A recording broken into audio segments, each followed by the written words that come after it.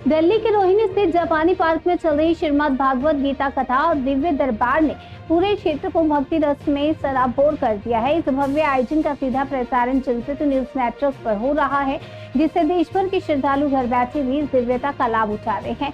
हर दिन बड़ी संख्या में श्रद्धालु कथा पंडाल में पहुंच रहे हैं और महाराज के दिव्य वचनों व श्री कृष्ण लीला के गुरु रहस्यों का श्रवण कर रहे हैं। इस आयोजन से लोगों का आध्यात्मिक ऊर्जा और जीवन में शांति का अनुभव हो रहा है। जनसेतु न्यूज संवाददाता हरेंद्र कौशल ने कार्यक्रम स्थल से ग्राउंड रिपोर्टिंग की और श्रद्धालु से बातचीत कर उनकी भावनाएं जानी। आइए सुनते हैं कि क्या कहते हैं वो श्रद्धालु जो हर दिन इस अद्भुत आयोजन का हिस्सा बन रहे हैं।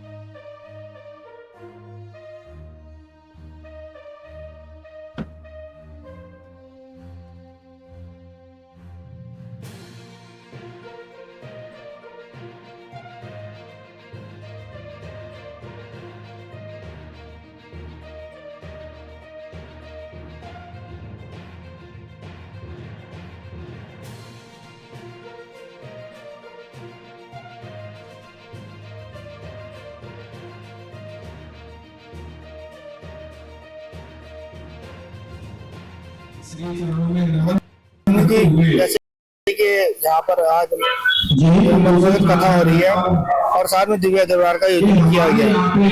आप देख रहे हैं काफी संख्या में लोग आ रहे हैं। आपने भी आज यहाँ पर पूरा एंजॉय किया, कैसा लग रहा है यहाँ पे? और ये भगवान का स्थान है, किसको अच्छा नहीं लगेगा। और जो ये दिव्य दरबार लगा रहे हैं, ये लोगों की दुख तकलीफ थोड़ा दूर करने की बस अपनी तरफ से वो कर रहे हैं महाराज जी। मगर महाराज जी के अंदर बहुत वो है। ऋषि जी महाराज जी का नाम तो हमने बहुत सुना था, मगर ऋषि महाराज जी से आज हम रूबरू हुए। कैसा लग रहा है आपको? जैसे कि आप देख रहे हैं कि यहाँ पे बहुत सारे लोग आ रहे हैं और बहुत सारी समस्याओं को, जैसे कि हमने देखा भी, हम पिछले 24 तारीख से इसका लगातार कवर कर रहे हैं। हमने देखा कि बहुत सारे लोग हैं जिनसे पर्ची निकाली जा रही है और वो बड़े संतुष्ट है। उनका कहना है कि जो वो मन में लेके आते हैं वही आता है। आपको क्या लग रहा है कि ये दिव्य दरबार में क्या ऐसी शक्ति है जिससे ये सब कुछ ज्यादा संभव हो पाता है?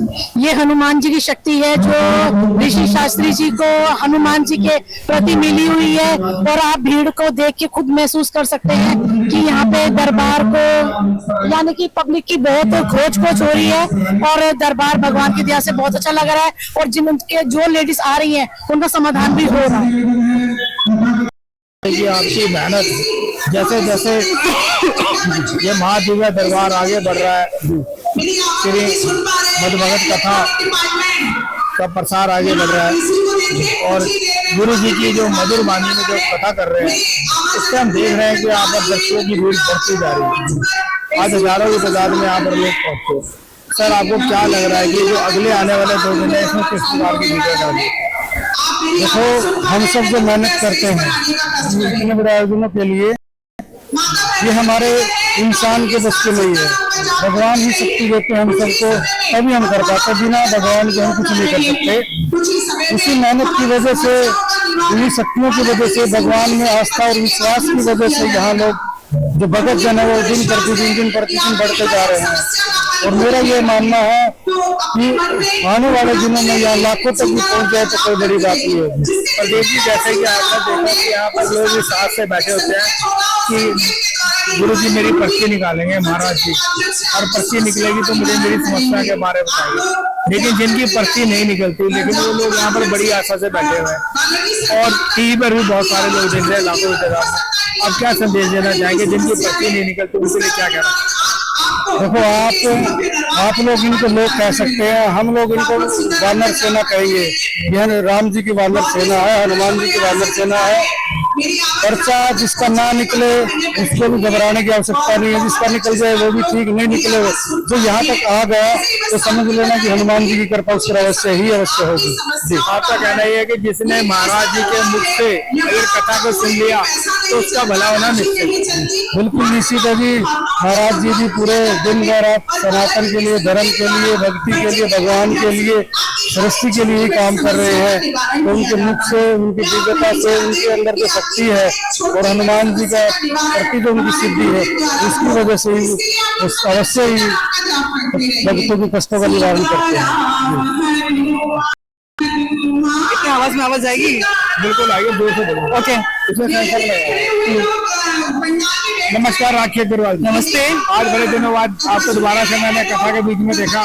जैसे कि ये कथा हो रही है, आप देख रहे हैं कि दिन प्रतिदिन जो है लोगों की भीड़ें बढ़ती, बहुत भीड़ बढ़ रही है। तो आपको कैसा लग रहा है? अरे बहुत उत्साह है लोगों में, इतना मजा आ रहा है।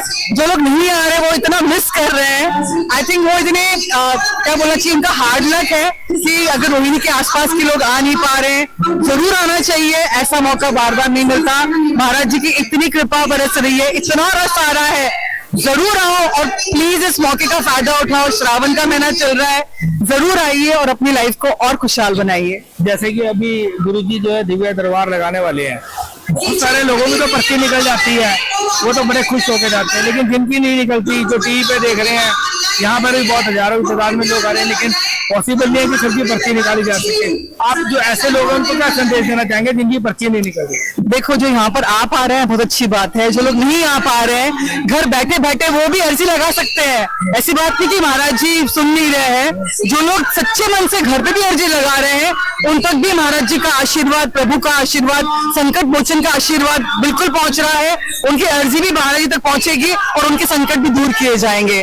इसलिए आप घर से भी पूरी तरह अर्जी लगाइए, पूरा मन लगाइए, महाराज जी को पूरा फॉलो करिए, आपका सबका भला होगा। आपको लगता है कि जो व्यक्ति यहाँ पर आता है उसको अद्भुत जो चमत्कार देखने को मिलता है? बहुत ज्यादा। मुझे खुद ही पर्सनली मैं कहूंगी कि अभी 3-4 दिन पहले मेरे बैक में इतना पेन था, मैं उठ भी नहीं पा रही थी। जैसे भाई श्री के दरबार में मैं आई हूँ महाराज जी के, बाप रे कहाँ दर्द, कहाँ कोई तकलीफ, पता ही नहीं चल रहा।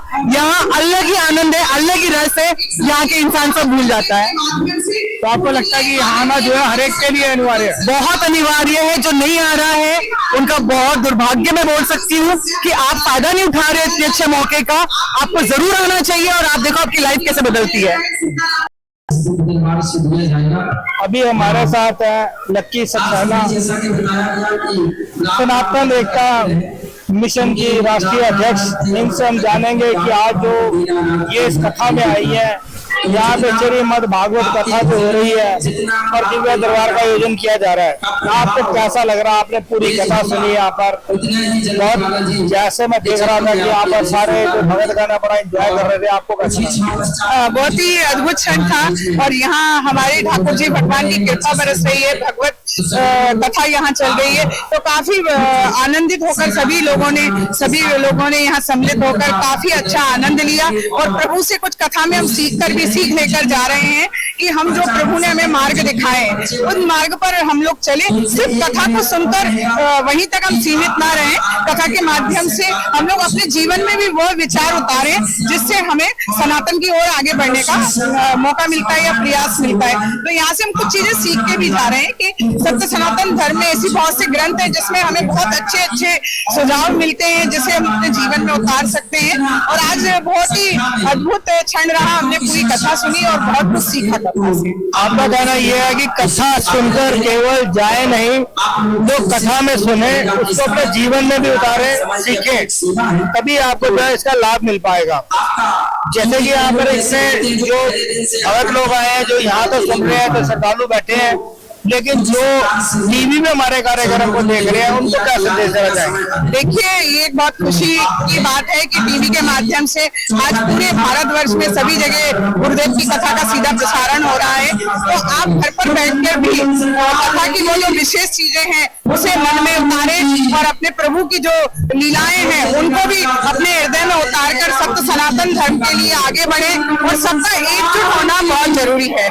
हम ये ना सोचें कि सिर्फ एक संत गुरु कथा कर रहे हैं, हम ये माने कि हमारे हजारों जो संत गुरु हैं वो हमको इतना सुंदर वाणी द्वारा संकेत दे रहे हैं कि हम सब में एकता होना चाहिए। एक तरफ हम बात करते हैं जात पात की, करो विदाई हम सब भाई भाई, तो भाई भाई यहाँ पे देखने को मिलता है भाई भाई कॉपरेट नहीं कर रहा है।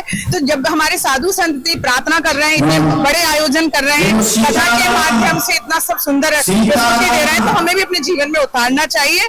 और घर पे बैठे सभी लोगों से मैं प्रार्थना करूंगी कि वो इस कथा को सिर्फ देखें ना, उसको अपने जीवन में भी उतारने का प्रयास करें। मैं चाहूंगा कि आप बहुत छोटे में बताएं कि आपके जीवन का उद्देश्य क्या है? देखिए, हमारा श्री सनातन एकता मिशन की सभी मातृशक्ति का एक विशेष जीवन का लक्ष्य है कि हम सनातन धर्म के बारे में हमारी युवा पीढ़ी को, हमारे बच्चों को ये हम सनातन धर्म की बातें बताएं एवं सनातन धर्म की तरफ ग्रंथों की ओर ले जाएं और ग्रंथों से सीख लेकर हमारा एक विशाल नई जो युवा पीढ़ी है उस ग्रंथों से सीखे और आगे बढ़े सनातन धर्म को अपनाएं। धन्यवाद। श्री चरणों में नमन करते हुए जैसे कि यहाँ पर आज